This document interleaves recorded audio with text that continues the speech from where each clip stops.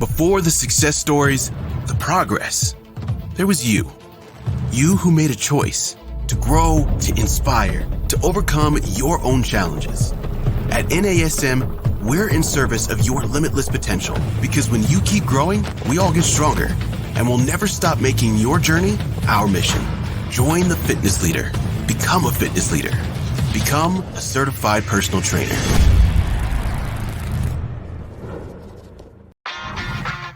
You're listening to the NASM-CPT Podcast with Richey, winner of the Share Care Emmy Award for Social Storytelling and the official podcast of the National Academy of Sports Medicine.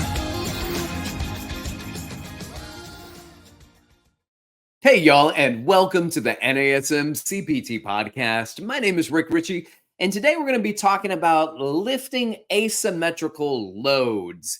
And I was introduced to this by trying to help somebody when I thought that they were doing something that was about to kill them. I was a manager at a gym, and I walked through, and one of the trainers there had, I think, an incline bench press set up. And there was a 25-pound plate on one side, and there was no plate on the other side. And I was like, oh, this guy's just starting to do his warm-up. And he didn't realize he only took one plate off, and it didn't take the other one off. I don't know. So I walk over, and I was like, hey, John, you want me to take this plate off? You only got one on. And he was like, oh, no. That's leave that plate on. And I was like, you want me to put a 25 on the other side for you? And he goes, no. And I was like, wait a minute. Okay. I'm just going to watch you.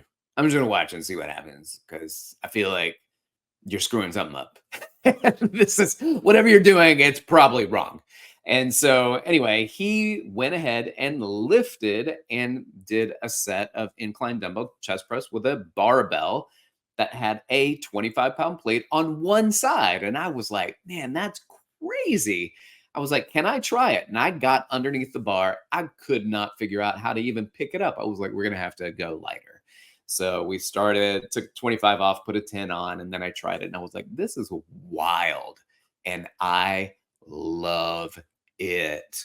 So one type of training that feels like you are working your core as much or more as any other core exercise I can come up with while you're still lifting are these asymmetrical loaded lifts, like that dumbbell, like the barbell plate, barbell bench press with the plate on one side. But here's the thing. You still have to grip evenly, and there's usually something in the middle of a barbell that lets you know that it's the center. Here's where people mess up. Instead of keeping the center of the bar at the center of their chest lined up, they shift their weight so that the plate is closer to them, so it's less offset. That's not what you want. You want to remain center of the bar center of the chest, and continue to do your lifts. Now, this is if you do barbell. I do this all the time with a cable. And, there are cable machines that have bars, and there are cable attachments on each side. And I won't use the cable attachment on one side. And I'll just use the long bar, and I will attach the cable to one side and not on the other, and just do a chest press, or do a row, or do an overhead shoulder press with just one side attached. Now, you can offset it a little bit more. I feel more comfortable doing this with cables, where you might have, let's say, 60 pounds on one side and 20 pounds on the other.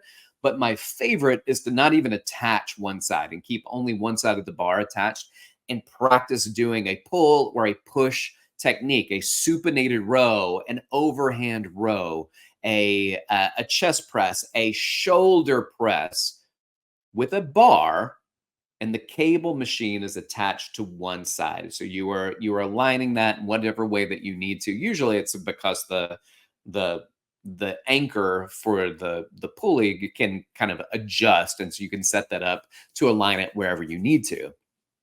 But I also like doing this. Now, I don't do this with squats, because I see a lot of real funky shifting in the body when people do with squats, but I do often do this with a deadlift or an RDL, where I will bring either a 35-pound bar a regular barbell, a one-side loaded hex bar, though it's not my favorite. I still like doing the hex bar. If you need to make it even shorter so you don't have to offset it as much, make it a little less challenging, you can do the 15-pound bar. You can do, which is a practice lifting bar. You can do an easy curl bar and still do the deadlifts with it. But take that bar, whichever one that you need to use, and load a plate on one side. Now, you still have to keep neutral position on your grab. You still have to keep the center of the bar lined with the center of your body, both on the elevation, the lifting phase, and the lowering phase. You got to keep lined up.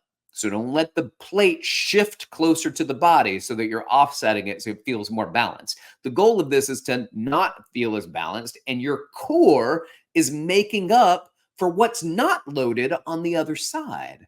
Because if I'm lifting a 25-pound plate on one side and I got 0 plate on the other side, then I have to create that 25 pounds more of weight, but it's way more than 25 pounds because 25 pounds, 16 to 18 inches away from you is well over the 25 pounds that you're lifting, which means that is coming from your lumbopelvic hip complex. The muscles in your center are lifting this.